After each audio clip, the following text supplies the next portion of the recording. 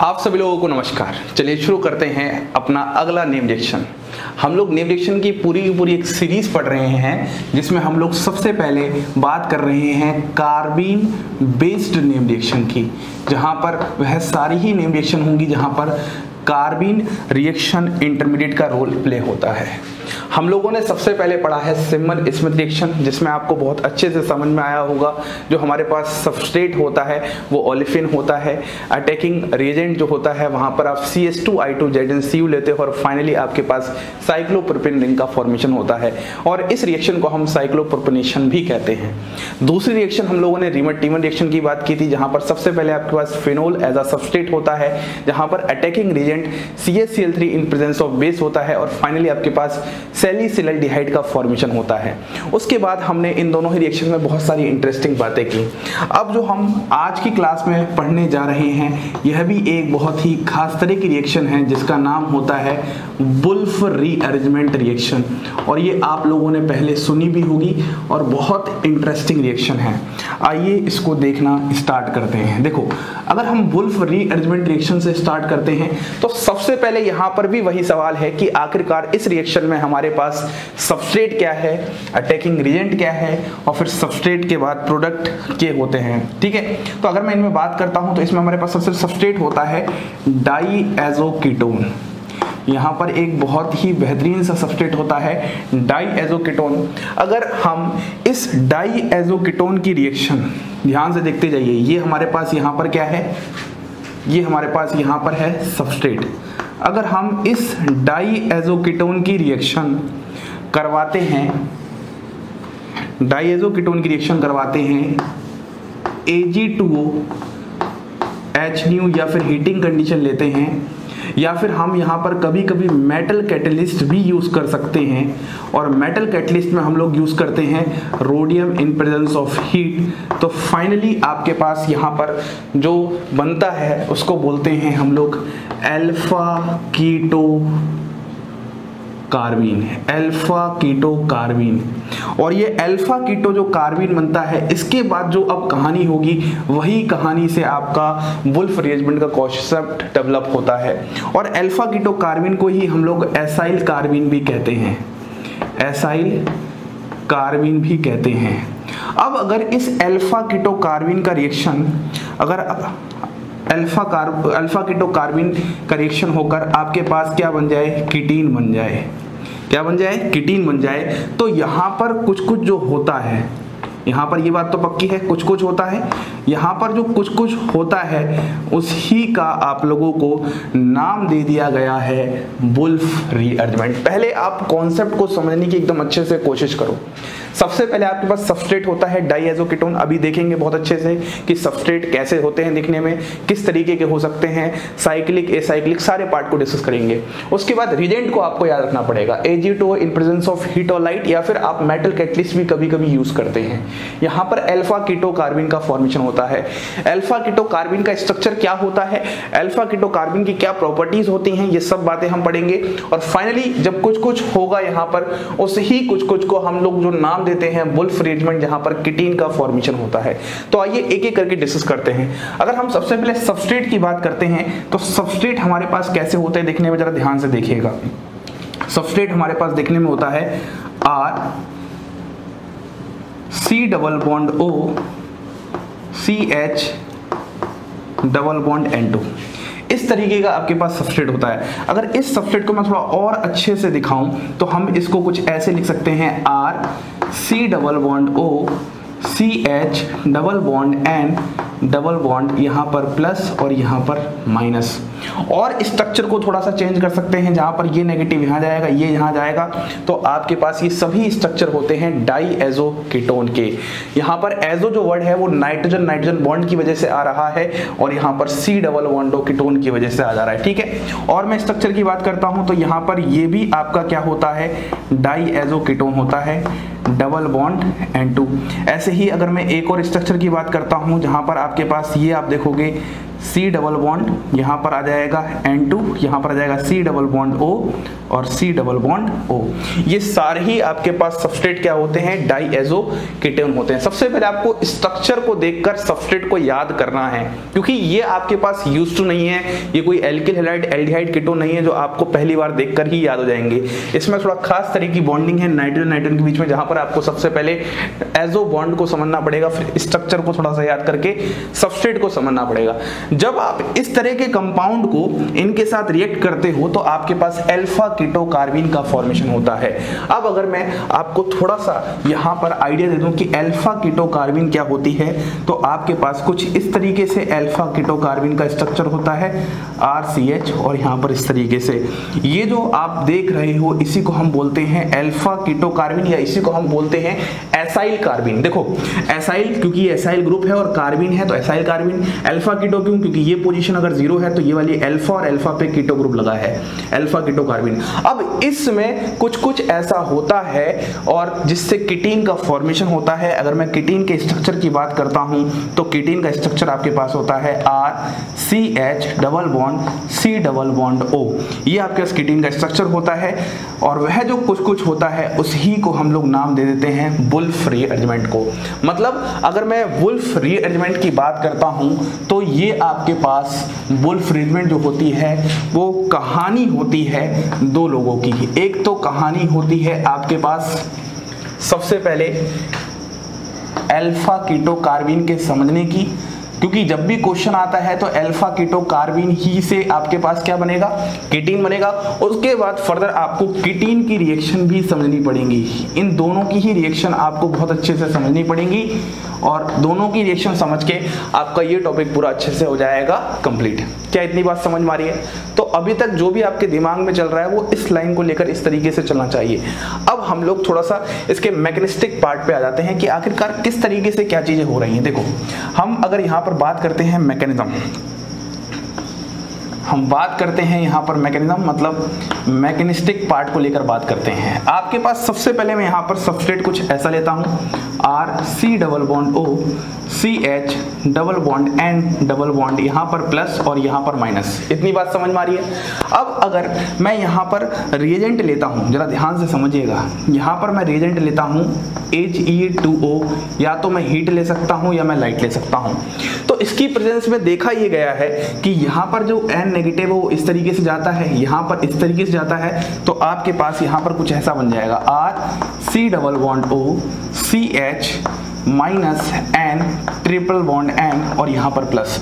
अब आप थोड़ा सा ध्यान से समझो, कार्बिन रिएक्शन इंटरमीडिएट पढ़ाया था, आपके पास नेगेटिव हो और बगल में लीविंग ग्रुप चिपका हो। फिर से देखो ध्यान से, इसको देखो ध्यान से और इसको देखो ध्यान से, नेगेटिव हो बगल में लीविंग ग्रुप चिपका हो, तो जैसे ही लीविंग ग्रुप लीव करेगा तो नेगेटिव के बाद यहाँ पर पॉजिटिव मतलब न्यूट्रलाइज टाइप का आपको दिखना शुरू हो जाएगा। तो मतलब यहाँ पर फाइनली आपके पास RC double bond O CH इस तरीके का फॉर्मेशन हो जाएगा। मतलब यहाँ पर सबसे पहले इसके साथ अल्फा कीटो कार्बिन का फॉर्मेशन होता है, इसी को हम कहते हैं अल्फा कीटो कार्बिन। क्या आपको इतनी बात समझ में आ रही है?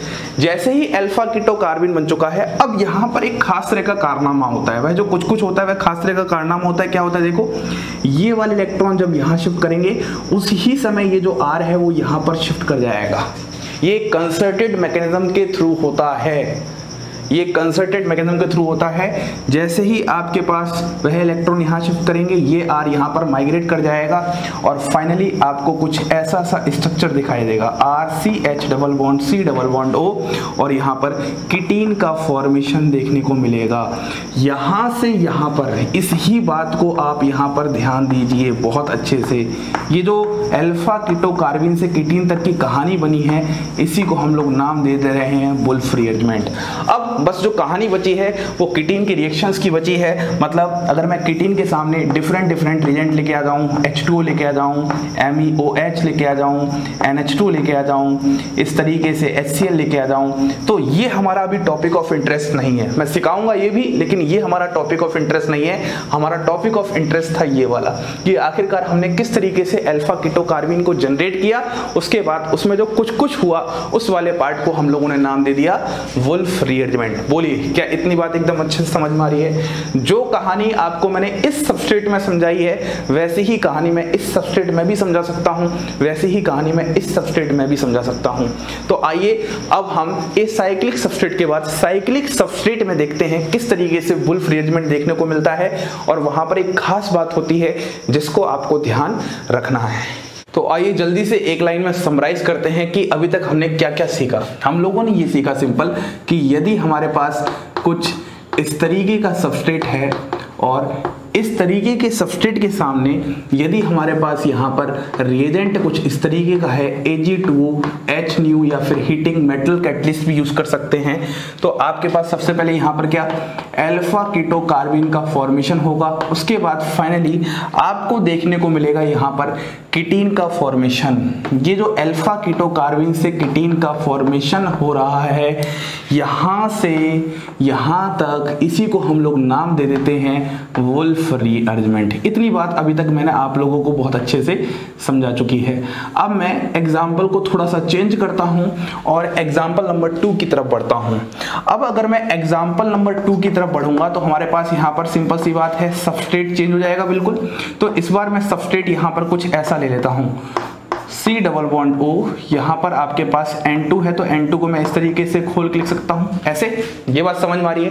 अब अगर मैं यहाँ पर रिएजेंट लेता हूँ, जरा ध्यान से देखना, अगर मैं यहाँ पर रिएजेंट लेता हूँ वही Ag2O, हीट और लाइट कुछ भी आप ले सकते हो, तो सबसे पहले यहाँ पर मैं इसी में मैकेनिस्टिक पार्ट समझा देता हूँ। ये वाला नेगेटिव यहाँ जाएगा, ये यहाँ जाएगा, तो आपके पास यहाँ पर कैसा फॉर्म हो जाएगा, आपके पास यहाँ पर कुछ इस तरीके का फॉर्म हो जाएगा। यहाँ पर N ट्रिपल बॉन्ड N, यहाँ पर प्लस और यहाँ नेगेटिव। फिर याद करिए कार्बन पर नेगेटिव है, बगल में लीविंग ग्रुप है, तो यहाँ पर पक्की बात है कार्बिन का फॉर्मेशन देखने को मिलेगा। जैसे इसको आप बाहर निकालोगे यहाँ पर पॉजिटिव आएगा, नेगेटिव पॉजिटिव मिलके न्यूट्रलाइज करने की कोशिश करेंगे अपने आप को, तो यहाँ पर ये इलेक्ट्रॉन दिखाई देंगे। तो ये आपने जनरेट कर चुका है अल्फा कीटो कार्बिन। वुल्फ रीअरेंजमेंट की सबसे ज्यादा इंपॉर्टेंट जो बात होती है वो अल्फा कीटो कार्बिन की ही होती है। अब जैसे ही आपने अल्फा कीटो कार्बिन को जनरेट किया है, अगले स्टेप में आपके पास क्या होगा, अगले स्टेप में ये वाला जो है, ये यहाँ पर ये जो पार्ट है, ये जैसे ही यहाँ पर आप शिफ्ट करने की कोशिश करोगे वैसे ही ये वाला पार्ट यहाँ पर माइग्रेट कर जाएगा। ध्यान से समझना, ये वाला पार्ट जैसे ही आप शिफ्ट करोगे तो कार्बन की 5 बॉन्ड होगी, तभी ये वाला माइग्रेट कर रहा है। मतलब फाइनली आपको यहाँ पर एक खास तरह का स्ट्रक्चर देखने को मिलने वाला है, कुछ ऐसा सा। और यहाँ पर आपके पास C तो था ही, double bond CH double bond O, मतलब C डबल बॉन्ड O इस तरीके का आ जाएगा। ये स्ट्रक्चर आपके पास फाइनली आ जाएगा। क्या आपको बात समझ में आ रही है? मतलब यहाँ पर फाइनली आपके पास कीटीन का फॉर्मेशन हो जाएगा। और जो इसमें सबसे ज़्यादा इम्पोर्टेंट बात है दोस्तों, वो सबसे ज़्यादा इम्पोर्टेंट बात ये है कि यहाँ पर रिंग कॉन्ट्रैक्शन हुआ है। मतलब जब आप कोई एक साइक्लिक सबस्ट्रेट लोगे तो आपको वुल्फ रीअरेंजमेंट के केस में देखने को मिलेगा कि 6 मेंबर जो है वो 5 मेंबर में बदलेगा, 5 मेंबर जो है वो 4 मेंबर में बदलेगा, 4 मेंबर जो है वो 3 मेंबर में बदलेगा। मतलब वहां पर आपको वुल्फ रीअरेंजमेंट के केस में क्या मिलने वाला है, रिंग कॉन्ट्रैक्शन देखने को मिलने वाला है। मतलब यहाँ पर रिंग की स्टेबिलिटी पर ये रिएक्शन डिपेंड नहीं करेगी, यहाँ पर हमेशा रिंग कॉन्ट्रैक्शन देखने को मिलेगा। क्या आपको इतनी बात समझ में आई? अब इसके आगे आप जो भी सबस्ट्रेट लेके आओगे वो एक सेकेंडरी पार्ट है। जो प्राइमरी चीज है जो हमें समझनी है वो ये है, इसी को हम वुल्फ रीअरेंजमेंट का नाम देते हैं। मैं भी बहुत अच्छे से एंड में बताऊंगा कि कीटीन की कैसी रिएक्शंस होती हैं, क्या है उस पर हम डिस्कस करेंगे। ये था आपके पास एग्जांपल नंबर 2। अगर मैं इसी तरीके से एग्जांपल नंबर 3 लेता हूं जहां पर मैं फिर से एक साइक्लिक सबस्ट्रेट को इंट्रोड्यूस करता हूं, और साइक्लिक सबस्ट्रेट आपके पास कुछ इस तरीके से है, RC double bond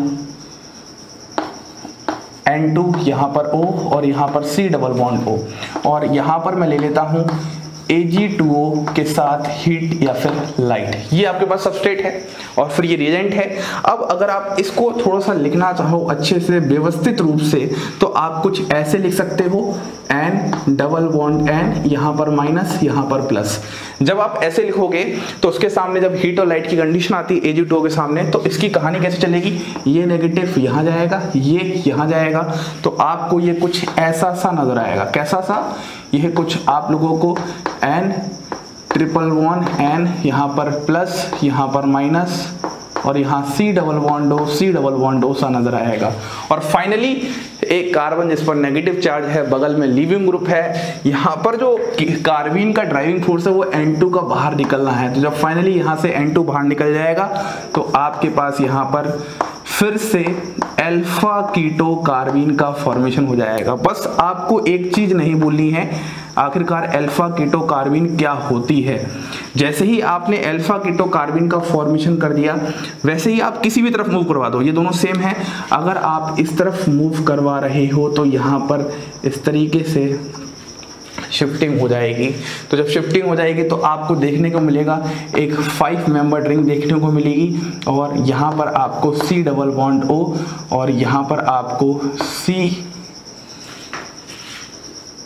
double bond O, इस तरीके का ये आपको स्ट्रक्चर यहाँ पर देखने को मिलने वाला है। बोलिए क्या इतनी बातें समझ में आ रही हैं? तो उम्मीद करता हूँ आपको 3 एग्जाम्पल में वुल्फ रीअरेंजमेंट का बेसिक फंडा, बेसिक कॉन्सेप्ट समझ में आना शुरू हो चुका होगा। अब सवाल ये उठता है कि सर हम जो ये वुल्फ रीअरेंजमेंट करके जो किटीन का फॉर्मेशन कर रहे हैं, इस किटीन की भी तो कोई रिएक्शन रही होगी। मैं बोलूँगा बिल्कुल किटीन की भी रिएक्शन होती है, और यहाँ पर हम बात करेंगे। अपना नेक्स्ट सेगमेंट अपना यही है कि आखिरकार किटीन किस तरह की रिएक्शन दिखाता है, और फिर मैं आपको एक कंप्लीट रिएक्शन दूंगा, उसको आपको कंप्लीट करना है, और फिर हम थोड़े से नेक्स्ट सेगमेंट की तरफ मूव करेंगे। तो अभी तक हम लोगों ने रिएक्शन के बारे में इतनी बात बहुत अच्छे से सीख ली है। इसके बाद मैंने आपको साइक्लिक पार्ट में किस तरीके से वुल्फ रीअरेंजमेंट यूज होता है, वहां पर जो एक खास बात होती है रिंग कॉन्ट्रैक्शन होता है, उसको आपको ध्यान रखना है। अब हम लोग यहाँ पर बात करते हैं इसकी, जो आपके पास हमने यहाँ पर फॉर्म किया है, इसका नाम होता है आपके पास किटीन। तो मैं यहाँ पर हेडिंग डाल देता हूँ कि हम लोग पढ़ने जा रहे हैं कहानी ऑफ किटीन। अब कहानी ऑफ किटीन से मेरा मतलब क्या है, जरा ध्यान से देखिएगा बहुत अच्छे से। कहानी ऑफ किटीन से मेरा मतलब है सिंपल सा कि यदि आपके पास इस तरीके से किटीन आ रहा है और सामने आप यहाँ पर H2O ले रहे हो, तो मेरा सवाल यही है, सबसे पहले अगर आप किटीन सबस्ट्रेट को देखो तो ये किस तरीके का सबस्ट्रेट है। तो यहाँ पर देखोगे आप, तो यहाँ पर आपको एक इलेक्ट्रोफिलिक सेंटर नजर आएगा। तो अगर इलेक्ट्रोफिलिक सेंटर नजर आ रहा है तो पक्की बात है सामने से कौन आएगा, न्यूक्लियोफाइल अटैक करने आएगा। तो यह खास तरह के सबस्ट्रेट होते हैं जो कि न्यूक्लियोफिलिक एडिशन रिएक्शंस दिखाते हैं। मैंने रिएक्शन मैकेनिज्म का पूरा डिटेल्ड पार्ट डिस्कस कर रखा हुआ है सुमित सर क्लासेस पर, उस पर बता रखा हुआ है कि जब न्यूक्लियोफिलिक एडिशन रिएक्शन पढ़ते हैं तो वहां पर किन किन कार्बन के बीच में मल्टीपल बॉन्ड्स होने से वह क्या करते हैं, एडिशन रिएक्शन दिखाते हैं। और न्यूक्लियोफिलिक क्यों, क्योंकि ये इलेक्ट्रोफिलिक पार्ट है, क्योंकि ऑक्सीजन मोर इलेक्ट्रोनेगेटिव होता है। अब इसके बाद क्या होने वाला है, ये H2O का लोन पेयर यहाँ पर अटैक करेगा, ये वाली बॉन्ड यहाँ शिफ्ट होगी। पहले एक मैकेनिज्म हम बहुत अच्छे से सीख लेते हैं, फिर मैं सारे के सारे रिएजेंट्स को लिख देता हूँ आपके सामने। तो यहाँ पर क्या बन जाएगा, RCH डबल बॉन्ड C, यहाँ पर आ जाएगा O माइनस, यहाँ पर आ जाएगा OH, यहाँ पर H, यहाँ पर प्लस। फिर अगले स्टेप में क्या होगा, O पर नेगेटिव चार्ज यहाँ से यहाँ जाएगा और ये यहाँ से यहाँ जाएगा। जब ये इस तरीके से जाएंगे तो यहाँ पर क्या बनाएंगे हम लोग, RCH नेगेटिव, यहाँ पर आ जाएगा C double bond O, OH, H और यहाँ पर पॉजिटिव। ऑक्सीजन पर पॉजिटिव चार्ज मतलब इलेक्ट्रोनेगेटिव एलिमेंट पर पॉजिटिव चार्ज कभी स्टेबल नहीं होता, पागल हो जाते हैं। तो ये नेगेटिव चार्ज इस H प्लस को यहाँ से ले जाएगा और फाइनली आपके पास यहाँ पर बन जाएगा RCH2 C double bond O और यहाँ पर OH। ये रिएक्शन होती है आपके पास किटीन की। क्या बात समझ में आ रही है? अब अगर मान लो मैं किटीन के सामने डिफरेंट रिएजेंट इंट्रोड्यूस कर दूं तो आपको करना क्या है, तो शॉर्ट ट्रिक भी मैं समझाने वाला हूं। RCH double bond C double bond O, अगर हम यहां पर सबसे पहले लेते हैं H2O, उसके बाद हम लेते हैं यहाँ पर ROH उसके बाद हम यहाँ पर लेते हैं NH2, उसके बाद हम यहाँ पर लेते हैं HCl। इस तरीके से आपके पास डिफरेंट रिएजेंट है। तो करना क्या है, देखो मैकेनिज्म से तो आप इस तरीके से कर सकते हो, लेकिन सबसे पहले इन सभी को पॉजिटिव नेगेटिव पार्ट्स में ब्रेक करो, पॉजिटिव नेगेटिव पार्ट्स में ब्रेक करो, पॉजिटिव नेगेटिव पार्ट्स में ब्रेक करो। जो आपके पास पॉजिटिव वाला पार्ट है वो यहाँ पर जुड़ेगा और जो आपके पास नेगेटिव वाला पार्ट है वो यहाँ जुड़ेगा। जरा इसमें देखो, यहाँ पर आपके पास पॉजिटिव कौन सा है, H पॉजिटिव, यहाँ पर आपके पास नेगेटिव कौन सा है, OH नेगेटिव। तो पॉजिटिव वाले पार्ट को इस कार्बन पर जोड़ोगे तो CH2 हो जाएगा और नेगेटिव वाले पार्ट को इस कार्बन पर जोड़ोगे तो OH हो जाएगा और बीच वाला डबल बॉन्ड गायब हो जाएगा। तो अगर हम ऐसा करेंगे तो फाइनली आपको कुछ इस तरीके का आंसर दिखाई देगा। बोलिए क्या इंटरेस्टिंग है कि नहीं है? बिल्कुल इंटरेस्टिंग है। ऐसे ही इसमें बात करते हैं, यहाँ RO-H+, तो यहाँ पर H+ इस वाले के साथ आ जाएगा और यहाँ पर आ जाएगा कुछ इस तरीके से एस्टर का फॉर्मेशन देखने को मिलेगा। यहाँ पर NH2-H+, तो RCH2 C double bond ONH2, मतलब यहाँ पर अमाइड का फॉर्मेशन देखने को मिलेगा। H+, ये H+ यहाँ जाएगा, मैं आपको लास्ट में दिखाई देता हूँ, ये H+ यहाँ जाएगा और ये Cl- यहाँ जाएगा। ये डबल बॉन्ड को आपको गायब करना है। तो फाइनली आपके पास क्या बन जाएगा, RCH2 C double bond O और यहाँ पर Cl। ये होती है सारी की सारी कहानी ऑफ कीटीन। बोलिए बात समझ में आ रही है? अब अगर मैं एक इंटरेस्टिंग सा क्वेश्चन उठाता हूं, मान लो, और वो क्वेश्चन आपके पास कुछ ऐसा ही है, या फिर हम लोग एक साइक्लिक स्ट्रक्चर ले लेते हैं, CH3 C double bond O CH double bond N2, और यहाँ पर हम लेते हैं Ag2O हीट या फिर लाइट। तो यहाँ से आपके पास A बन रहा है, ठीक है, ध्यान समझना। उसके बाद यहाँ से आपके पास फिर B बनेगा, ठीक है, और B बनने के बाद फाइनली आपके पास क्या हो जाएगा, आप यूज करना तो यहाँ पर आप H2 यूज कर लो, C बन जाएगा। तो आपको आइडेंटिफाई करना है ABC क्या होने वाला है। तो आपको सबस्ट्रेट देख के अच्छे से समझ में आ रहा है, जिसकी प्रैक्टिस बहुत अच्छी, बहुत स्पीड में करने वाला है। सबसे पहले यहाँ पर क्या बनेगा, A जो आपका बनेगा वह अल्फा कीटो कार्बिन बनेगा कुछ इस तरीके से, RC डबल बॉन्ड OCH। जो B बनेगा वो क्या बनेगा आपके पास, वो आपके पास कीटीन बनेगा, क्योंकि वहां पर क्या होगा, वुल्फ रिएरेंजमेंट होगा। तो अगर हम वुल्फ रिएरेंजमेंट करवाएंगे तो यहाँ पर बन जाएगा CH3 CH double bond C double bond O। बोलिए बात समझ में आ रही है? और जो आपके पास फाइनली C पार्ट है उसमें क्या बनेगा, उसमें H2O है, तो मतलब कीटीन की रिएक्शन है। तो कीटीन की रिएक्शन मैंने इसीलिए सिखाई है कि यदि आपको वो फर्दर रिएजेंट दे दे तो आप वहां पर कर सको। तो अगर आप H2O देख रहे हो तो H पॉजिटिव H नेगेटिव, तो हमने अभी भी सीखा शॉर्ट ट्रिक, इसके साथ H आ जाएगा और इसके साथ यहाँ पर OH आ जाएगा। बस ये सारी बातें आपको मुझे बहुत अच्छे से सिखानी थी यहाँ पर, जो कि वुल्फ रीअरेंजमेंट से रिलेटेड थी। आइए कुछ और क्वेश्चंस को हम लोग यहाँ पर ट्राई करते हैं। तो आइए अब हम बात करते हैं कुछ और बेहतरीन सवालों की। देखिए सबसे पहला बेहतरीन सवाल कुछ आपके सामने आ रहा है। यहाँ पर आपके सामने कुछ इस तरीके से स्ट्रक्चर है, C डबल बॉन्ड O, और यहाँ पर मैं 5 मेंबर रिंग भी लगा रहा हूँ, और आपके पास यहाँ पर डबल बॉन्ड है, और यहाँ पर रिएजेंट आपके पास सबसे पहला रिएजेंट है CH2N2, दूसरा रिएजेंट है वो है PH3P डबल बॉन्ड CH2, तीसरा जो रिएजेंट है वो होता है आपके पास TSOH, जिसको हम कैटालिटिक अमाउंट में ले रहे हैं। सबसे पहला सवाल आप लोगों के सामने ये है, चलिए ट्राई करते हैं।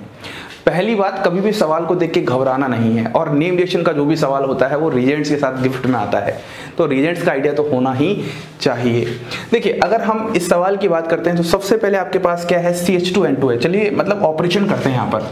अगर मैं CH2N2 की बात करता हूँ तो CH2N2 डाईएजोमीथेन होता है, और डाईएजोमीथेन का जो स्ट्रक्चर होता है वो कुछ ऐसा होता है, CH2 - N triple bond N+। ये बात आपको पहले से आनी चाहिए। अब ये ही मतलब बेसिक ऑर्गेनिक केमिस्ट्री का एक पार्ट होता है, तो जिसमें क्या होगा, सबसे पहले ये वाला पार्ट इस इलेक्ट्रोफिलिक सेंटर पर क्या करेगा, अटैक करेगा। जब आप इस इलेक्ट्रोफिलिक सेंटर पर अटैक करवाओगे तो ये C डबल बॉन्ड इस तरीके से मूव करेगा, और आपके पास यहाँ पर कुछ इस तरीके का स्ट्रक्चर नजर आ जाएगा। देखना, आराम से करते जाओ, कोई जल्दबाजी नहीं है, हम आराम से कॉन्सेप्ट्स को सीखेंगे और आराम से सारे के सारे आंसर आपके पास बनेंगे। O- यहाँ पर आ जाएगा CH2, यहाँ पर आ जाएगा N ट्रिपल बॉन्ड N+। अब यहाँ पर एक खास बात और होती है, यहाँ पर डबल बॉन्ड है, ये बेसिक ऑर्गेनिक केमिस्ट्री के सारे पार्ट होते हैं। आप लोगों को जब कार्बोटाइन रिएजमेंट पढ़ा होगा या पढ़ाया होगा या मैंने भी पढ़ाया हुआ है तो उस समय बताया था कि बहुत रेयर केस होते हैं जहां पर रिंग एक्सपेंशन होता है और रिंग एक्सपेंशन के लिए चाहिए ड्राइविंग फोर्स। और मुझे यहाँ पर साफ साफ ड्राइविंग फोर्स दिख रहा है कि ये O- इस तरीके से आएगा, ये वाली बॉन्ड यहाँ पर इस तरीके से जाएगी और ये N2 बाहर निकल जाएगा। मतलब यहाँ पर रिंग एक्सपेंशन का जो ड्राइविंग फोर्स है वो होता है इस लीविंग ग्रुप की लीवेबिलिटी, क्योंकि N2 एक बहुत बेहतरीन लीविंग ग्रुप है और ये बहुत बेहतरीन लीविंग ग्रुप है तो ये दुनिया में हमेशा बाहर निकलना चाहेगा, तो यही इसका ड्राइविंग फोर्स होता है। जब आप ऐसे करोगे तो यहाँ पर सबसे पहले आप नंबरिंग करो।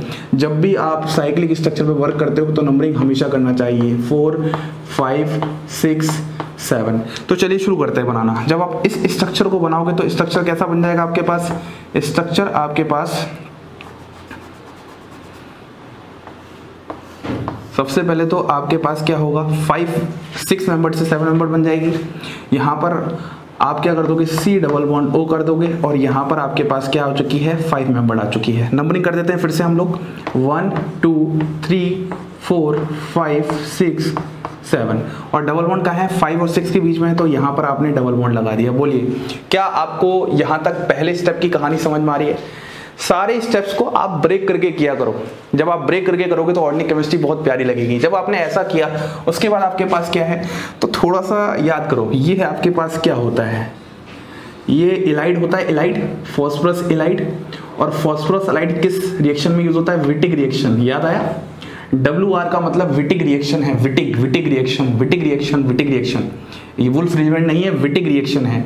और विटिक रिएक्शन में क्या होता है, यदि आप यहाँ पर यूज करोगे PH3P डबल बॉन्ड CH2 तो आपने पढ़ा होगा इसका ऑक्सीजन और यहाँ पर ये वाला पार्ट गायब हो जाएगा। मतलब हम बोलेंगे PH3PO बाहर चला जाएगा और यहाँ पर आपको कुछ इस तरीके का देखने को मिलेगा, डबल बॉन्ड CH2 और यहाँ पर ये वाला पार्ट एज इट इज ऐसा होगा। ये जो मैंने कहानी लगाई है ये विटिक रिएक्शन की लगाई है। और अगर मैं विटिक रिएक्शन का थोड़ा सा आइडिया दूं तो विटिक रिएक्शन में क्या होता है, यदि आपके पास कोई कार्बोनिल कंपाउंड होता है और उस कार्बोनिल कंपाउंड के सामने अगर आपके पास फॉस्फोरस इलाइड होता है तो वहां से आप इतने से पार्ट को गायब कर देते हो, इस वाले पार्ट को, और फाइनली आपके पास एल्कीन का फॉर्मेशन हो जाता है। मैंने यही किया है और इस रिएक्शन का नाम आ जाता है विटिक रिएक्शन। बोलिए क्या आपको बात समझ में आ चुकी है? ये वाली बात हमने यहाँ पर लगाई है। तो जब भी नेम रिएक्शन के सवाल आते हैं, रिएजेंट तो होते ही हैं, साथ में अदर रिएक्शंस की भी कनेक्टिविटी बन जाती है। ठीक है, ये एग्जांपल आपके सामने है। फिर अगले स्टेप में क्या होता है, अगले स्टेप में आप यहाँ पर क्या लेते हो, TSOH कैटेलिटिक अमाउंट में लेते हो। तो यहाँ से आपके पास क्या आने वाला है, यहाँ से आपके पास H+ आने वाला है। ये H+ इस पाई बॉन्ड पर जब अटैक करेगा, देखो ये जो मैंने एरो दिखाया है मुझे पता है बिल्कुल गलत दिखाया है, क्योंकि हमेशा इलेक्ट्रॉन डेंसिटी जहां पर ज्यादा होती है वहीं से अटैक होता है। लेकिन ये हम जब यूज करते हैं, एरो क्या है, एक हमारा तरीका है, कोई मतलब ज्यादा तो वो फेयर तरीका है नहीं, बस तरीका होता है आप इसका अटैक दिखाओ या इसका अटैक दिखाओ। कॉन्सेप्ट तो ये है कि इलेक्ट्रॉन डेंसिटी हमेशा हायर टू लोअर ही मूव करने वाली है। तो अगर आप इस तरफ से भी दिखा रहे हो तो ये भी सही है, दोनों ही तरीके से कॉपी पे सही माना जाता है। जब आप ऐसा करोगे तो यहाँ पर इलेक्ट्रोमेरिक इफेक्ट लगाओगे, तो इलेक्ट्रोमेरिक इफेक्ट लगा के आप फाइनली कुछ इस तरीके का स्ट्रक्चर बना लोगे। डबल बॉन्ड यहाँ था ही, यहाँ पर 5 मेंबर रिंग थी ही, यहाँ पर आपके पास CH3 आ जाएगा और यहाँ पर आपके पास प्लस आ जाएगा। कैसे? जब आप इसमें इलेक्ट्रोमैग्नेटिक इफेक्ट लगाओगे तो यहां पर आप नेगेटिव लाओगे, यहां पर आप पॉजिटिव लाओगे, क्योंकि ये पॉजिटिव चार्ज क्या है, ज्यादा स्टेबलाइज्ड है। हमेशा इलेक्ट्रोमैग्नेटिक इफेक्ट लगाते समय कार्बोटाइन स्टेबल बनना चाहिए।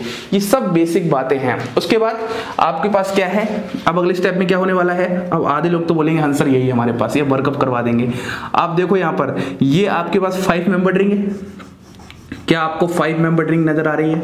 बिल्कुल सर, ये 5 मेंबर रिंग के जस्ट बाहर वाले कार्बन पर क्या है, पॉजिटिव, तो यहां पर इसका क्या हो जाएगा, रिंग एक्सपेंशन।